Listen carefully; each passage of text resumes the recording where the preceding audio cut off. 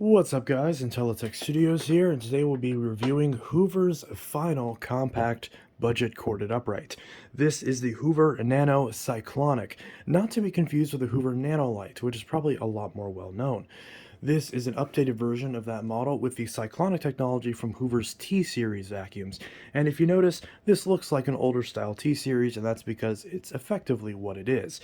It's got a very similar design, and there is no updated version of this because Hoover has all but abandoned their compact uprights. So if you want a machine from Hoover that competes with the Dirt Devil Power Express and the Bissell CleanView Compact and things like that, you're not going to find it anymore. But this is the last machine you'll find, so maybe it's worth sniffing out one if you really need a compact Hoover. But let's actually answer that question to see if that is a situation to be applicable to you in this full review of the Hoover Nano Cyclonic. So first off, with a basic overview of the machine, like I mentioned, it's very similar to the full-size Hoover T-Series, only it's very lightweight, weighing only approximately 8 pounds. Very similar to its competitors. You've got a 25-foot cord, which is actually a little bit better than its competitors. It's got a fairly typical amount of cord for a machine in this price range, so this machine usually would run a little bit more expensive than its other counterparts, but you get a couple of extra features and much better build quality and filtration and performance to kind of make up that deficit. So this was overall a much better premium choice than what you would get from Bissell and Dirt Devil back when this was on the market. Featuring features like a decent stretch hose, like I mentioned, a long cord, a much better handle setup, and a much better cyclonic system with a proper brush roller shutoff to allow you to use this on bare floors, which is very important. If you were buying this for a very small apartment that had nothing but hard floors and maybe even an area rug or two in the main living space, then you really needed a machine with a brush roller shutoff. And if you have a couple rugs, then it might get to the point where a straight suction canister might not be good. So this is definitely a scenario that would try to, or this is definitely a machine that would try to fit that scenario. So back with the basic overview of the machine, we've got our bin right up here, which you simply press this red button, and that allows the bin to pop off. It's a bit heavy. It's a bit weighty and chunky considering how lightweight this machine is. You've got a filter indicator right there that monitors the suction. And we can twist this to unlock it, just like that, and there's a filter right up top. And that filter is washable. It's a two-piece filter, very akin to what you'd find nowadays. This filter in this particular one is deteriorating a little bit, so I would recommend changing this. But yeah, so that is definitely not great. I haven't looked at this filter in a while, so that's dry rotted a little bit, so not very good. And you just kind of twist this until it sits down into the grooves, and then you can slide this on and slide it over to lock it into place. It's very easy to take this on and off. And we've got a little red button right here to open your bin, very typical of what you'd find in this price range. Just opens up just like that. Get some dust all over your fingers, and you've got a little cyclone in there that looks nearly identical to the cyclone in the Hoover Lynx cordless. So you can twist this cyclone out to clean it, and it's very simple. You can disassemble this entire bin setup to wash it without any tools required, so that's very nice. Once you're done, that just simply closes up. Now, you've got a maximum fill line right here, so of course it's compact. It's not going to have the biggest amount of capacity in the world. It's definitely something where if you have a larger house, this is not going to be appropriate. It's a little bit too small and doesn't quite have enough capacity for a big house. But for a small studio or one-bedroom apartment, this is perfectly serviceable. And right where the bin clicks onto place, we actually do have a post-motor filter. So we've got a little tab right down here that lifts up. We just got a basic little pad, but this is much better than what you'll find from the competing Dirt Devil and Bissell, as those machines don't actually have a proper post-motor filter that's accessible by the user. The Dirt Devil doesn't have one at all, and the Bissell has one that's inaccessible by the user. So this is a much better solution. This is not a sealed system, and it's not HEPA rated. So this is not at all a machine to pick up. If you have allergies, you're going to want to spend the extra few bucks on a machine with good filtration, and at least a sealed system, if not a sealed system in a HEPA bag, or one or the other at least. You're not really going to get all three in this price range, but you can get either a sealed system that's bagless or a HEPA bag system for around this price range. And those will be better options than this, hands down. Down here, we've got our base, which unlike the T-Series, you just simply step on to recline it. Got our power button right here, and our button for turning on and off the brush. You leave it up for the brush to be on, and you press it down for the brush to be off. There is no automatic system, so when you're using the tools, you're going to want to shut off the brush so it doesn't cause any damage to the carpets. And the nice thing is that this actually doesn't lean forward too much, although it still has that Hoover lean problem that a lot of Hoovers have. But thankfully, since this has a brush roller shut off, it's not a critical flaw that hinders the usability of the tools. So whenever you are using this and you put it in the bare floor mode, you want to make sure the machine is off and it's had a couple seconds for the brush to stop spinning before you turn off the brush roller. Otherwise, you will have issues with the belt artificially wearing out over time. On the back, we've got our hose, which is held in by a little red clip right here. And we've got a nice stretchy hose, although it's pretty much stretched out whenever you get it. And this is actually a fairly good amount of hose. This is actually better than that Dirt Devil Breeze Cyclonic I mentioned because it pretty much reaches the same amount, yet the machine is much lighter weight for you to be able to carry it with you. Now, this machine has two attachments, and you look at first and you only see one. So this is the dusting brush. You can simply slide it onto, well, actually, no, you can't. I forgot. You actually can't attach any tools to this hose, which is not a great feature. So if you want to use just this hose, you're just going to have to use it bare or try to find some sort of attachment that fits in here. And there really isn't any on the modern market that would fit in here that I have found, but you might be able to find something that works. Right back here, there's a red button you press, and that allows the wand to come out, and right built into the wand is your crevice tool. So the idea is that when you're using this, the only time you're able to use the attachments is when you have the wand attached. So you make sure this clip clears this notch. It's a little uneven because it only clips on one side, but it's fine. And we also have our cord clip built in right here for when this is on the machine. This is a nice handle. It's metal. It's built very well, and it doesn't wobble on the machine as much as the equivalent Bissell Powerforce Compact series, so it's a lot better in that regard. But we've got a crevice tool right here that is not removable. It's built into the wand. You cannot take this off, and this is required if you want to get into crevices. Now, to be fair, if you're getting into crevices, you probably want the extra reach anyways, so this isn't a big deal. As far as getting into couch cushions, getting around corners, it does the job. Edge cleaning on this is not the best, so you're going to need to use your crevice tool in those instances. But if you want to use a dusting brush, you're going to have to take the brush and slide it over the crevice tool. So it's a pretty interesting solution. So you can actually see the crevice tool right in there, and that's why this brush is so narrow, because the crevice tool simply nestles into it. And you can push it all the way down, seal it in, and you can see the crevice tool right there peeking out. And now this is your brush.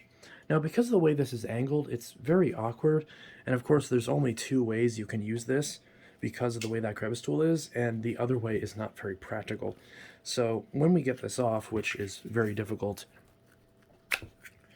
we can put it the other way, but that kind of makes the suction a little funky, but you can do that. But that's not exactly the most ergonomic in the world. So if you're trying to vacuum a couch, it's a little awkward, and it's definitely not one that would work very well. This brush is decently effective at picking up pet hair, though, and the machine has plenty of suction to do it. It's just this wand setup makes the whole setup very awkward and not all that pleasant to use.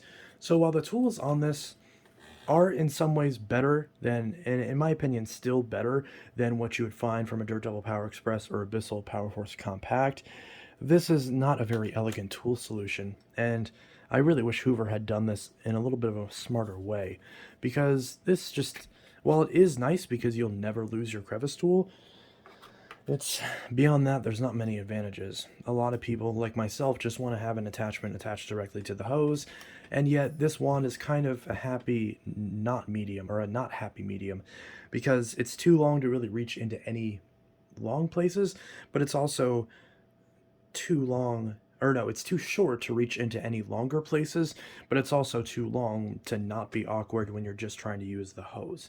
So it's a little unfortunate, but it's just kind of what you got to deal with this machine. And when you're getting a machine like this for this price, sacrifices will have to be made. Now there's a little notch right here up front, and the tip of the crevice tool points forward towards the machine when you're placing it back in. Just slides in and it clips in very easy. And there's surprisingly very little play in this metal wand. There is a little bit, but it's not as nearly as bad as the equivalent Bissells where the entire machine will flex. So there's some advantages there. And you just wrap it around the upper hose hook right there, and clip it down into place till it clicks, which it doesn't like to do, but it will sometimes do that. We've got our lower cord hook down here and our upper cord hook, which swivels, and there's the cord hook on the top of the handle that I previously mentioned. So that is that. It's a fairly basic, simplistic little machine, and there really isn't much to say about it other than it's just a basic vacuum. A lot of these aren't very common anymore. These mainly were available in a grayish color like this and a turquoise color that matched the larger T-Series. So it's kind of cute. You could have bought this back in the day along with the equivalent T-Series vacuum and the Lynx, and kind of had a whole little family going.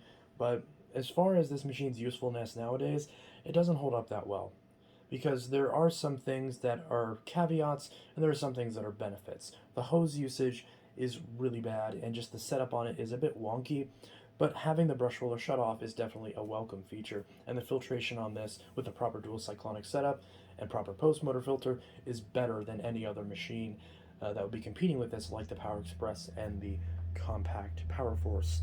So with that said, the only thing left to do is a pickup test, and then we'll pretty much just conclude this video. Today we've got a light sprinkling of potato flakes on both the carpet and the bare floor. The bare floor is a bit harder to see. And unlike other machines, because this machine is not designed to have the brush roller turned on and off while the machine is on, I will be shutting off the machine to adjust the brush roller surface selector in between these two portions, so there will be no transition strip vacuuming, just on each individual surface. I'm not expecting it to do good on that anyways, as most vacuums don't do the best. But we'll see how this Hoover does.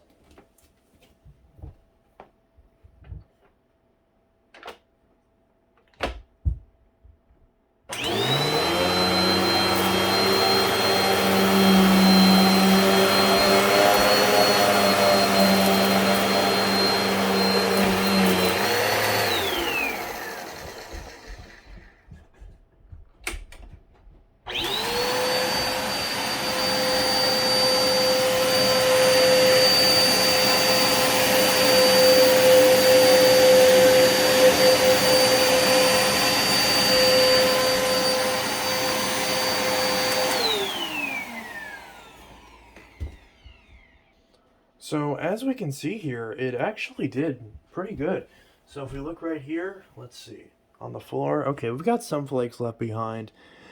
You know, it's not going to be as good as a soft roller or even a straight suction machine where the suction's more concentrated, but you know, it's perfectly adequate for the floor. But the carpet results, like you could see the agitation was really good and all that. Like there's hardly any flakes left. In fact, I would actually say that that's better performance than the upright Hoover, than the standard full-size upright T-Series Hoovers. And that actually makes sense if you think about it, because the suction is more concentrated, so there's more of it to actually go into the carpet to picking stuff up. This is why I never recommend wide path brush rollers, because all it does is just dilute the performance, and sure, you have less passes that you can take, but you're not cleaning as well with each of those passes. So the actual quality of the cleaning is going down, and if you have to, you know, overlap your passes in order to make the difference anyways, then there's no point in having a longer base, at least when it comes to like the normal sized wind tunnel and tempo bases. But this one, since it's a little bit more narrow, it's even better because, again, more concentrated. So as long as you don't have too big of a house, you could certainly get by with it. In the case of my house, it's a little too small for me to want to use it, because it would take a little bit longer than I feel like would be not acceptable, but just, you know, not annoying. So, but if you don't mind the width of it, the performance speaks for itself. Pretty much an A+ on carpet and a passing grade on the hard floor. So that's it. This is just a super quick review of the Hoover Nano Cyclonic. Now, I did enjoy this machine while I used it, but it will be going to Kyer, also known as VacMaster 2020, as part of a trade for an old school Dirt Devil, and to be honest, it's been so long that I forgot what model Dirt Devil I'm even getting, so I guess it'll just be a surprise. So that will be unboxed soon on the channel, but I made sure to have him get this first, since, you know, I'd rather make the space, and I'm not really too worried about that. So that's pretty much that. So He'll be getting a childhood Hoover that he's been wanting for a while, and I'll be getting a nice, cool Dirt Devil to replace my Dirt Devil Impulse, which does work, but it's missing the bumper, so that machine is for sale, the Dirt Devil Impulse. So, this is Intellitech Studios signing out with my full review of the last compact corded upright Hoover. I feel like I have to specify corded because if I just say compact, some people probably point out a cordless machine, but obviously I'm talking about a machine with a cable.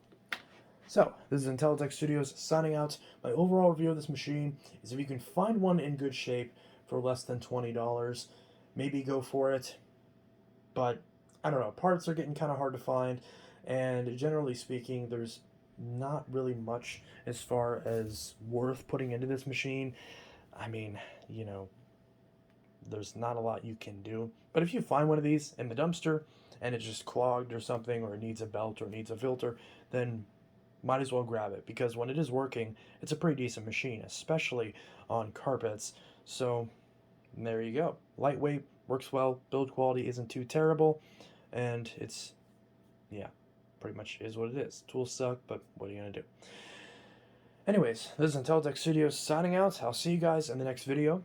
Now, I've gotten a request for the next review to be the Dyson DC-28 Air Muscle, but if you have any suggestions of your own, let me know what your suggestions are in the comments below. The top 3 suggestions that I get will be going into a poll to decide the next vacuum review. So, this is Intellitech Studios signing out. Hope you guys have a great rest of your day, and I'll see you all in the next video. Have a good one. Peace.